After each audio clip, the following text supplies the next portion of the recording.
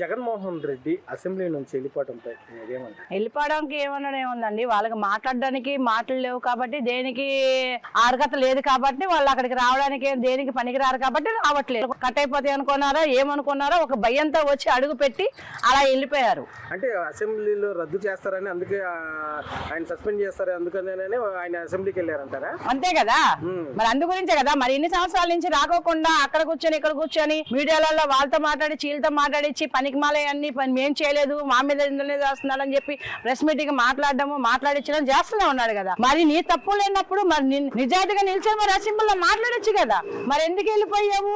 నువ్వు రద్దు చేస్తారని నీ ఉన్న 11 సీట్లు కూడా పోతాయని భయంతోనే వచ్చి అడుగు పెట్టి వెళ్ళావు. మరి దానికన్నా తగ్గావు కదా. మీ అంబటి రాంబాబు గారు ఎందుకు తగ్గాలి అన్నట్టుగా, తగ్గేదేలే అన్నట్టుగా మీరు తగ్గి వెళ్ళి రుజువు చూపించారు కదా. ఇప్పుడు చేసిందంతా తప్పులు చేశారు, కొండలకే ఎట్టేశాడు ఏకంగా ఎసురు.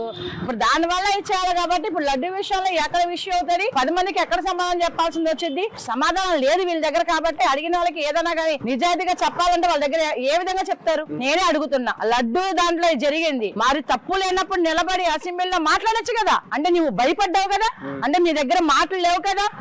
మీ దగ్గర మాటలా లేకపోవడమే కాదు, తప్పు మీ వైపు 100% ఉంది కాబట్టే మీరు మాటల్లాగా వెళ్ళిపోయారు. అంటే ఇప్పుడు మీరేమనుకున్నారు? అసలు అసెంబ్లీ గురించి మాట్లాడతారు అనుకున్నారు? అసలు ఫస్ట్ అడుగుతారు అనుకున్నామండి, ప్రజలందరూ అనుకున్నారు. తప్పు లేనప్పుడు మన నిలబడి అడగాలి కదా, అడుగుతాడా లేదా అని మేము చాలా మంది వెయిట్ చేసాం. కానీ వాడి వల్ల కాలే వెళ్ళిపోయాడు.